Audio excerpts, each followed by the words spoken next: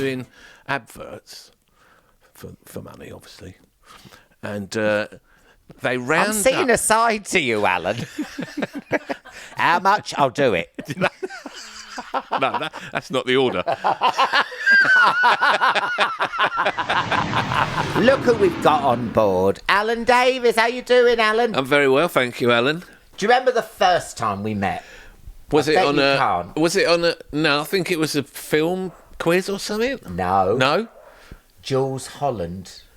Oh, really? What, the Hootenanny? Yeah. Really? We were on, and Vic Reeves was on, and he was pissed. And every time Jools was going, Happy New Year, when it's not New Year, it's October. Do you remember that? Yeah, I do know you mentioned it, yeah. Every time, and then Jools had to say, shut up to Vic, because he was going, it's not even New Year's Eve. And that was a great lineup. Paul Weller, Amy Winehouse, Ray LaMontagne, and the Zootons. And they sang Valerie. And I wonder whether that's when Amy Winehouse went, I'm going to sing Valerie. Yeah, why not? Yeah. Yeah, no, I do remember that. That was good fun. But was it in Maidstone? It was in Maidstone. Yeah. God, there's always a catch, isn't there, really? Now, listen, is that dog getting on your tits? Can you hear it? It's putting me off. Shall I go and see her? Go and get her. Sorry. No, it's all right. But I don't know what she's barking at. I'll go and have a look. Sorry, Alan. This is too much. Come on up it. Oh, for God's sake. Well, that's fuck the continuity, isn't it?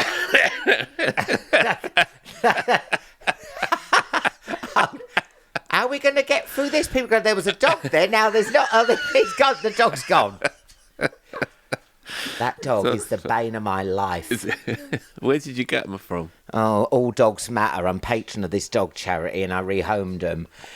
And she's deaf as a post. And then I got George, and it's the sweetest thing ever. When I come in, Rita can't hear me, so she runs up and taps her, and then they both come because she's deaf as a post. Oh, she loves fireworks night, though, Rita. She's the only dog. It's at the window. Yeah, it looks so bright. It's amazing. Turn it up a bit. Turn it up. Can't hear it. So get ear defenders for... Can you get them for dogs? It's fireworks night, put your defenders well, on. She don't need it. Deaf as a post.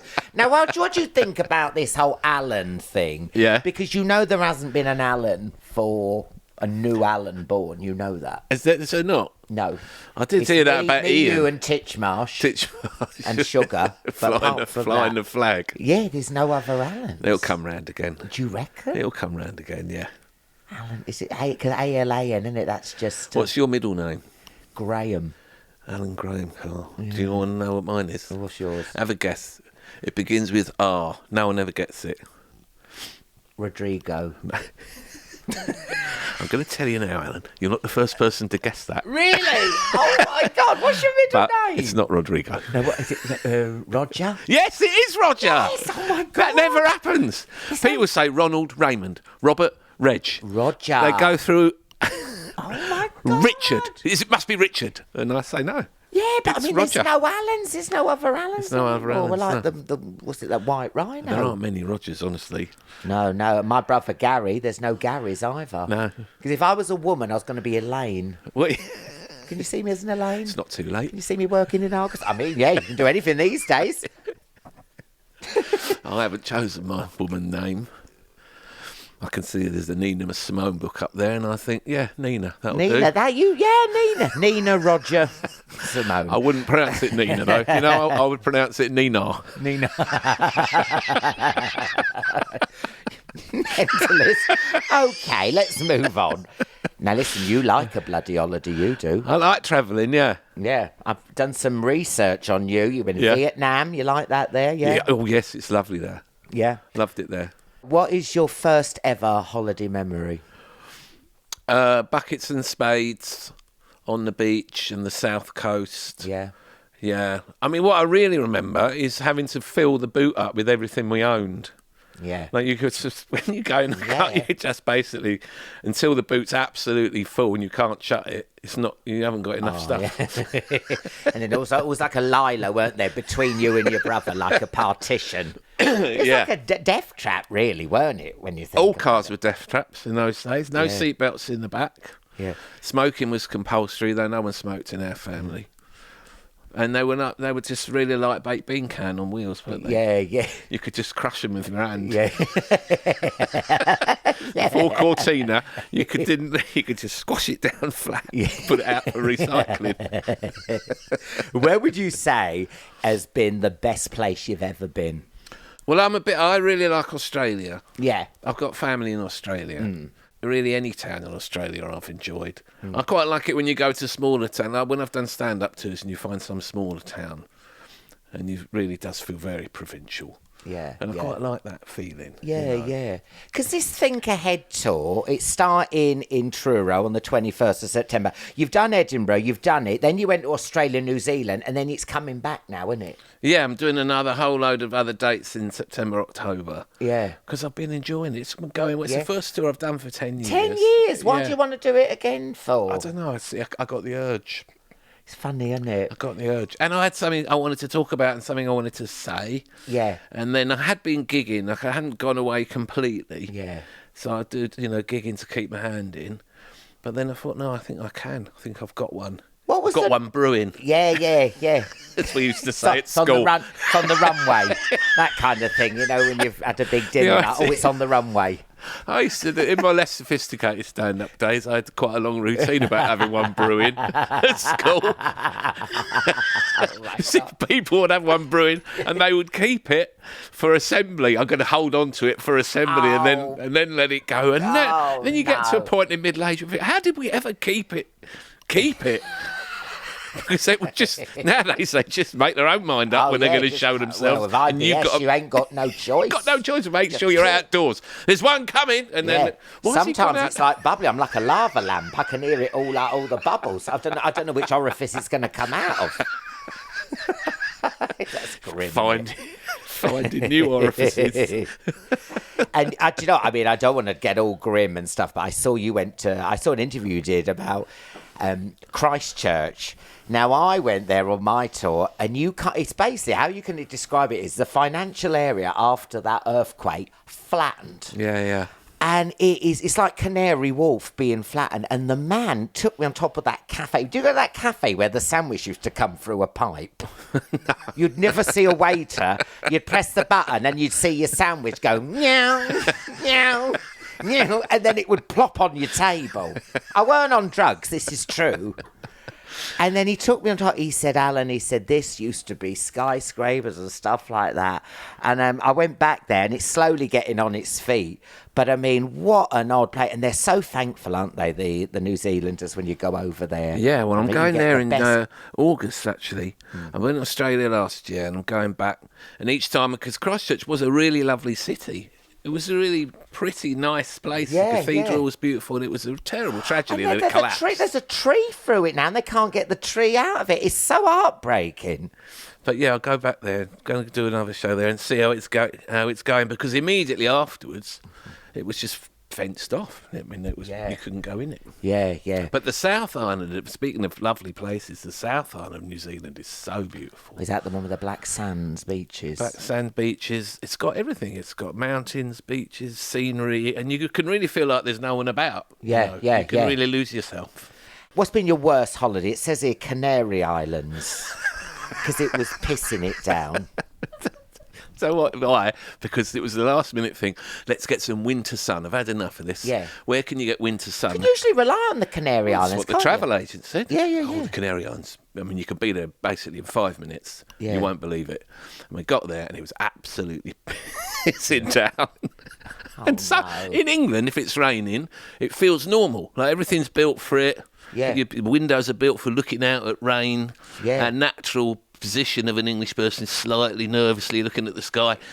It all works. Yeah. In Spain, everything's ruined. The outdoor furniture looks like it needs to be skipped. They had a pool table outside in a sort of courtyard, and it had a cover on it that was dipping down with a paddle in. It looked like it'd been raining for about 3 years. Oh, no. And I said, this isn't any good. And we went straight back to the airport. We'll say... That's what you went straight back because there was a bit of rain. Yeah, and checked into the Radisson at Manchester Airport. Had a lovely 24 hours. Oh my God!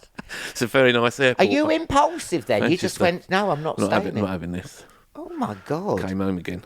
That's mad. So that was the shortest and the worst holiday of my life. 8 hours in the Canary Islands. Because I've got to ask now, do you ever complain? Didn't complain. Didn't complain. Just went, so sorry, could you call me a taxi to the airport? And I said, haven't you just checked in? I said, that is correct. Have you had anything from the minibar? No, I haven't. Oh my God, Alan. You're so impulsive. Turned I around love and it. went I back. never had you down as this. Yeah. Are you like this in life all the time? No, that was the only time I've done that. But I suppose I am. I suppose I could make a snap decision. Yeah. I'm trying to make one now, but I can't think of one. No. I want to show it. Do you ever complain? You've booked business class and you lost your seat. Oh no, I was annoyed because Getting myself ready for this. Loving this. Shit's got real. going to Was your seats wet? There was a dip in the seat with the water. going to Costa Rica. I was going to Costa Rica, Oh, right? okay, all right. And I flew to America and going to fly from there and paid a grand extra for business class, and then had to queue. This is so sort of first world problems. They had new check-in machines, touch-screen check-in machines. Absolutely no one knew how to work them. Every single person checking in had a member of staff helping, and no one knew how to work them. Yeah. The queue was going around the terminal. By the time, in the end, we had to go and see a guy at the counter, and he said, "Well, you're too late. We've given away all the business class seats to our frequent flyers." And I said, I have checked, I have paid. Well, I want to be refunded for the extra. No, you can't be. It's your fault, you're late. And And this bloke, you'd have liked, he was so camp and he was really I would have loved him. What? You'd have loved him. You would have, if you'd been there, Alan. If that was a movie, would I have been him? Would I have played him? No, he wasn't like you. He was camping a different way. Was he one of those horror? Because I'm like, was he a bitchy? Bitchy. Buttoned up. Waspish. Waspish and tight-lipped. And loved it. And then... He loved the power. He loved the power, and he basically said, "You can't get on the plane." And then he walked away. So then I'm at the counter. No, I think I'm going to have to suck it up and go economy to Costa Rica. Oh. And then I had a reality check and thought, actually, this really is a first world problem. Yeah. Surely I'm making an absolute fool of myself here. The only way that could be worse if they were filming that documentary airport. Because I always felt sorry for them because they were late, weren't they? Then they'd go, "You fucking like this," and then the camera comes in for the close-up, and then that's forever now. That is caught on camera. You can't even have a moan. Could they? Yeah. People would be like, "I didn't think Jonathan Crete was that much of an arsehole." In the programme, he's never an arsehole. But... What did you think of Costa Rica? Well, I was disappointed in it. No, it didn't rain. It rained continually. And do you know why it rained continually? Why? Because we were in the rainforest, Alan. And that is very well named. Oh, my God. We said, the clues are there, love. Clues are there. And they said to us, someone on the plane, an American guy said, "Where are you staying?" And we told him, and he went, "Oh, because one side of Costa Rica is lovely beaches full of American tourists, and the other side, shitting down with rain." And we went to a beach where turtles lay eggs. We thought this would be like David Attenborough. Yeah. But they'd been and gone. God. Do you know what? I'm just going to end this podcast because I don't think this is meant to be an uplifting, fun travel. It's just, you're like the kiss of death. The kiss of death. The turtles. Everything goes wrong. I'm surprised you're not on that rat-infested cruise ship that's outside the Canary Islands. There's a very Where small... people have died. That's awful. And it fucking rat piss everywhere. They're not letting people off. That's the kind of thing that happened to you. No. It's a very short window for the turtles. That's all I can tell you. And then we hired a car. It's the first time I'd ever driven a four-wheel drive thing. Yeah. And driving along, and Katie, my wife, says, "I think we're quite close to the edge here." And I was going, "Oh, ridiculous. I've driven before like this." And the whole thing, once the wheel went over the edge, it was so heavy, this car, that it went in a ditch. So then we're at an angle like this. The rain's coming down, the wipers again. I was thinking, this couldn't get much worse, could it? I haven't even seen a turtle. And then I opened the door, got out to have a look at it, and the dog started barking and ran up the road at us. we were really frightened of it. I love dogs, but this dog was the scariest dog I've ever seen. So then we got back in the car with the dog at the window, like this. This could be my worst trip. Anyway, I put it in reverse, and it just backed straight out of the ditch. That was the highlight of the trip. I was very impressed. You didn't run over the dog? No, we drove away at high speed. Then we had Do you think it had rabies? Possibly. It had something wrong with it. And then we went to a restaurant. And it rained so hard, the rain was landing outside the restaurant, bouncing off the road and coming in onto our table. Drops of rain as big as your head. My God! So, yeah. Shit. It's actually one of those trips that we laugh about a lot. And Katie got about 400 midgie bites on her legs whilst eating a bit of fish that was entirely bone. Anyway, we cut it short, flew to New York, and that is one of the greatest cities in the world. Oh, yeah. And this is sponsored by the Costa Rica Tourist Board. Well, I was supposed to be writing about it for a newspaper. Really? And I wrote what I thought was a very funny article about this catastrophic trip. And they said, you can't really write this because, it was free. I said, it was free, apart from the £1,000 upgrade that I paid for. And then they hung up. Oh, have you ever been on the phone and then realised the other person's gone? You're still ranting away. This episode is brought to you by Polytar, the original coal tar shampoo. Polytar data shows that 3 in 4 people in the UK have experienced scalp issues, itchiness, flaking and irritation. You know the drill. So if that sounds familiar, you're very much not alone. That's basically everyone except that one smug person with perfect hair. If your scalp's been kicking off or if you want a better routine, try Polytar. It works to soothe irritation, slow excessive skin cell growth and restore scalp health. It's clinically proven to treat dry, itchy scalps, dandruff, eczema, psoriasis, basically everything your scalp throws at you. But here's the clever bit. Polytar's got a scalp health calculator. You answer 13 quick questions and you get a score out of 100. A rating from poor to great plus personalised tips. It's like a credit score, but for your scalp. Except this one won't ruin your chances of getting a mortgage. I did it and my scalp got a good rating. Very pleased about that. Head to polytar.co.uk to try the scalp health calculator. Or pick up a bottle and use code LIFEISABEACH10 for 10% off. Always read the label.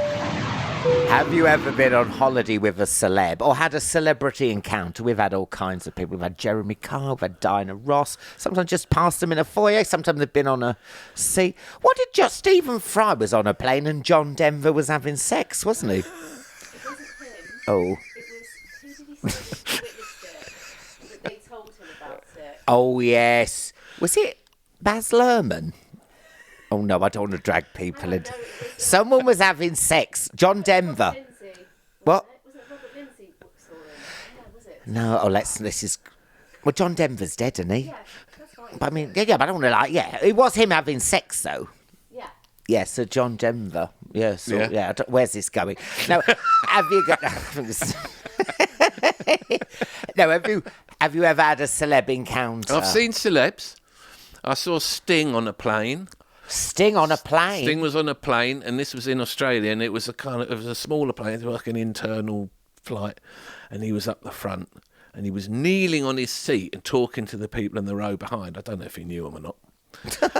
And so the entire plane could see Sting for the entire journey. It felt a little bit performative. Yeah.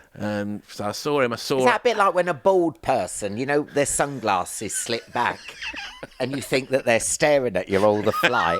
Have you ever done that when you're like, what's his problem? Oi! Yeah, just that way. Add a little nose and mouth. Get a Sharpie. Especially if they're fat and they've got that crease at the back, all the fat's just what can like... you do about that if you get the creasy neck? You can't target that for weight loss, can you? Jowls, that's my thing. I'd never have... I would get me jowls, though. Have you got jowls? I don't think I've got You jowls. haven't really? I was watching Rob and Romesh the other night, watching them do something. Very funny it was. Anyway, but they both had extreme vanity about their jowls. Yeah. They were standing there in the nude wearing paper underpants. I saw that when one of his ball bag was hanging out. Yeah. But they only pixelated one of them. You could see the other ball bag. You can't just give one and not the other. Well, I thought after all of that, they're sitting there, they had a bloke walking on them in paper pants in the nude, and then suddenly they go, oh, I'm a bit worried about how I look under my chin. So no one in Britain's thinking about your chin. No, I know. I watched that as well. It was funny. Do you know what? They've got no shame, have they? Got no shame. They don't care. They don't care. Now, what's this? You once bought a dress in Marbella for Madonna's daughter, Lourdes. What's going on here? Yeah, that's true. Because what happened was I was doing adverts for money, obviously, and they round I'm seeing a side to you, Alan. How much? I'll do it. No, that's not the order. I'll do it. How much? And what they do, they would round up really good people. So you'd get the costume designer. It was a freezing cold shoot. It was November. And said, oh, you can borrow these Ugg boots if you like. And I said, oh, OK. So I borrowed the Ugg boots, put them on, and they were kind of right up to my knee. I sort of looked a bit like, I was going to say Madonna, but that would be wrong. I can't think of what I looked like. Anyway, the reason I mention it is she said, do you know the last person who wore those? And I immediately thought, oh, no. I thought they were new. Yeah. And she goes, Sean Connery. And then she started to tell me how much he perspires. So that put... Oh. He was... So she knew him. This was her name drop. The camera, I'm wearing Sean Connery's sweaty boots. But he's sweated in them. And Uggs make you sweat anyway, don't they? Yeah. I took them home and they became the mothership for a massive moth infestation in our house. I had to go in a bin bag in the end. But that's digressing. Yeah, I'd say. The makeup... You're not wrong. Probably set light to them. But the makeup designer worked with Madonna. And I said, she said, going anywhere nice? One of those. And I said, we're going to Marbella on holiday next week. She said, oh, Madonna's daughter, who was about 5 at the time, she loves flamenco. I thought, does she? Do you think you could pick up a flamenco dress?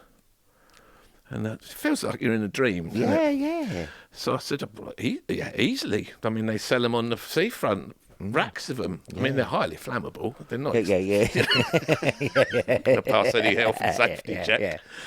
Yeah. So I did. Because they have the pants there, don't they? Dolce and Banana and Kevin Klein and all that. Yeah, you get with about 4 different brands on the one item. So anyway, I brought it back and I gave it to the makeup designer, but I never heard anything from Madonna. But that is an amazing story. Lourdes got with the dress. Yeah. And Ronan Keating, you're in Antigua and you're worried about him because everyone got norovirus. We're in Antigua.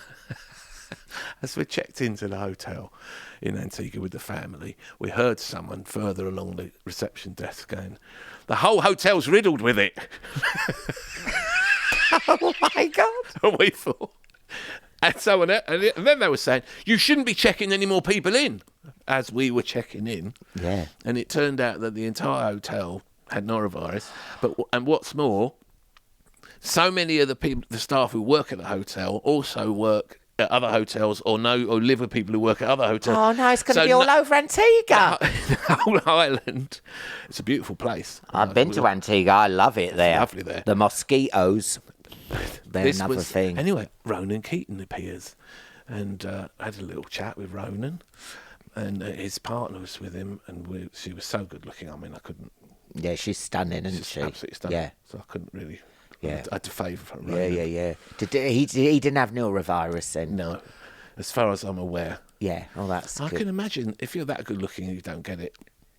No. Bacteria probably, oh no. Yeah, even the bacteria is a bit like, couldn't possibly. Couldn't do that. Yeah. Even the bacteria couldn't look. Should just be ugly people who get ill. There, I've said it. We're all thinking it. Ugly people deserve to be ill because they're ugly. So listen. That's the conclusion we've drawn. That's what I got from that story. So think ahead. Truro 21st September. Then Yes. a book, White Male Stand Up, which is already out, but the paperback's out. Paperback's coming out in June of this year. Now, listen, I've got to 2026. say this. I read, I heard the audiobook of Just Ignore Him. Yes. Oh, my God. If you're listening, one of the most powerful books, honestly. That chapter, Fingers. Oh, about my mum. Oh, Yeah. don't. Honestly, it was, It's Yes. really special. sorry. Yeah, it's so beautifully written and so sad. And Yes. so anyway, let's move on. But I mean, very rarely does something hit you like that. So now I've killed the mood. No. Let's move on. So I'm just intrigued at the end. Obviously, I know this is a bright and breezy, podcast about travel and stuff. But at the end, did you feel cathartic? Did you have any closure? Because you wanted to remember your mum and. I wrote down everything I could remember about my mum. I lost my mum when I was 6, so I wrote down everything I could think of. I'd done a creative writing course, which was a fantastic experience. Being a mature student was amazing, because I really wasted my time at university when I was the right age. Yeah. And I really thought, I would highly recommend it. And the tutor had said to me, write the things that make you cry. So I did. And it did make me cry writing that chapter. God made me bloody about cry. my mum. But going through that process and sort of sorting out all those experiences and was very helpful and beneficial. And that book ends when I'm just about to go into stand-up comedy. Yeah. And so the new book, White Male Stand-Up, is about being a white male stand-up. Yeah. And it kind of picks up, so it's sort of part 2. So it still has sad bits in it and things are still difficult. Yeah. But there's also anecdotes about, all the fantastic people who were my contemporaries, like Lee Evans and Harry Hill. And I had such a wonderful time, especially starting out in comedy. Yeah. I remember years ago I was talking to Paul Merton, and there was some talent show for new comedians. They had 5 minutes of stuff, and they had to start in. And the prize was you go into development with a production company. And Paul said to me, "That's the prize? You don't."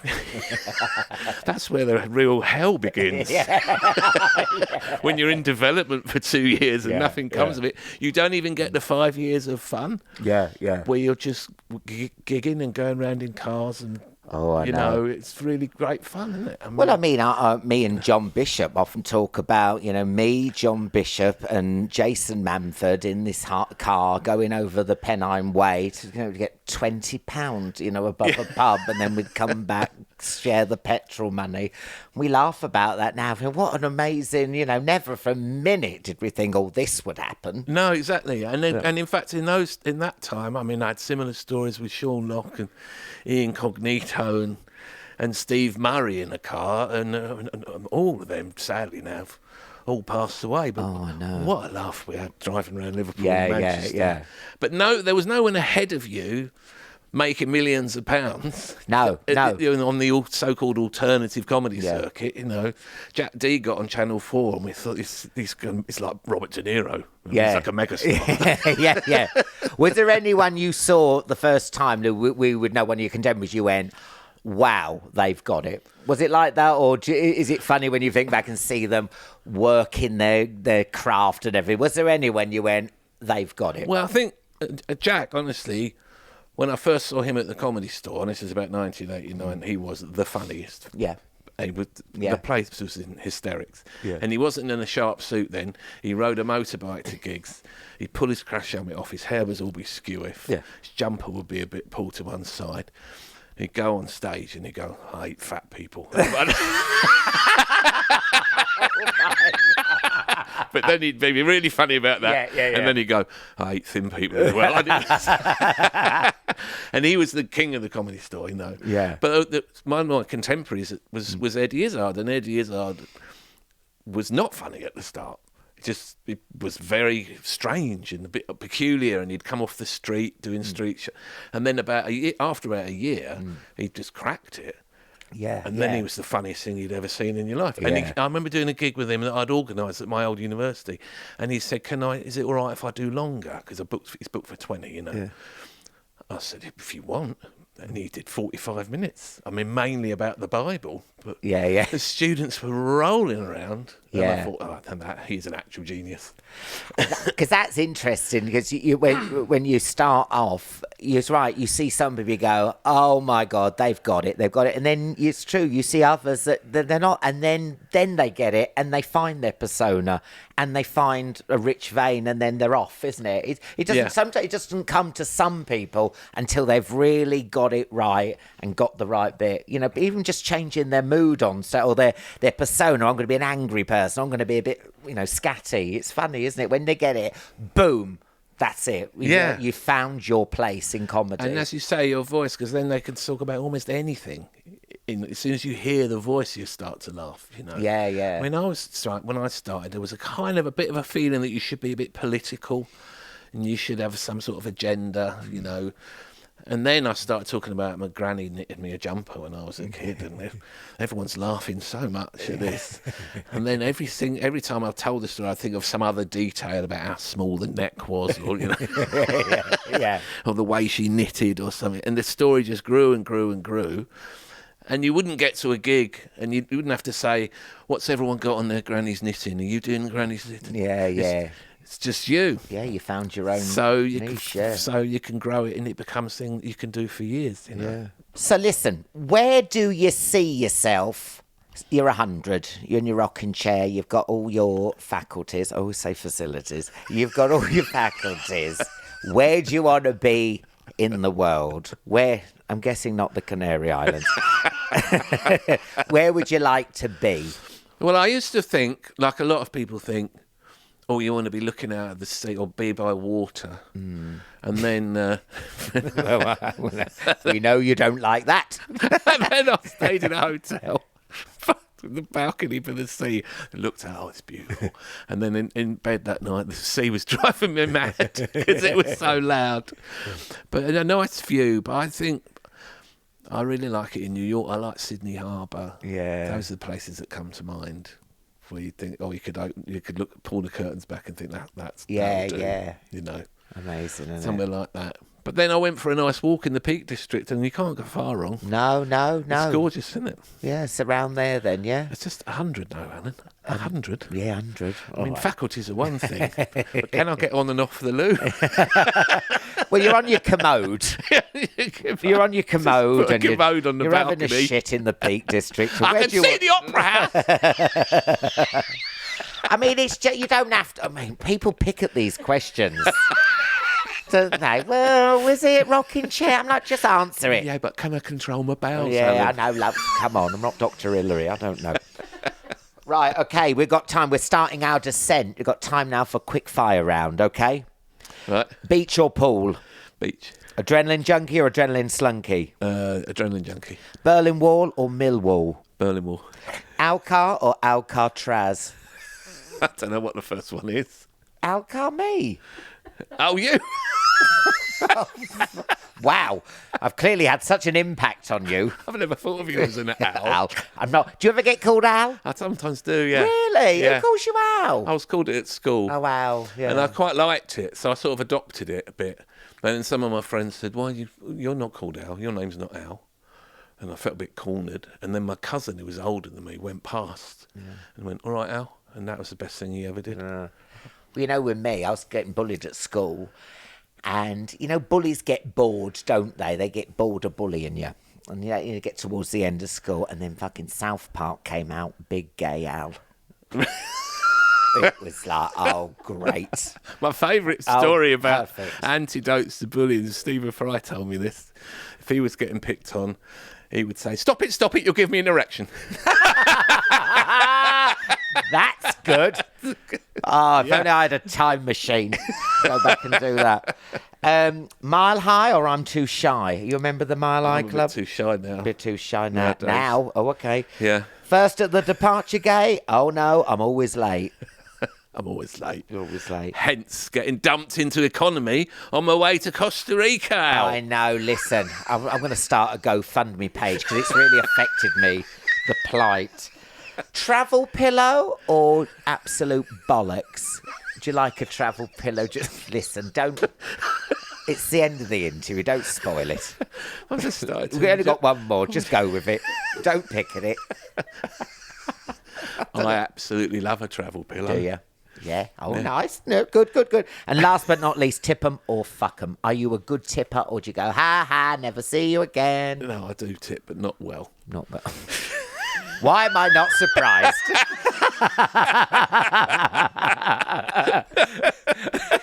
I'm surprised your middle name's not Ebenezer. So I'm the sort of tipper when the waiter goes, "Who's left their bus fare?" You know? Oh, my God. Thank you so much, Alan Davies. If you'd like to go and collect your emotional baggage from the carousel. Thank you. Thank you, Alcar. We hope you enjoyed your flight. Don't forget to like and subscribe. Don't ever forget, like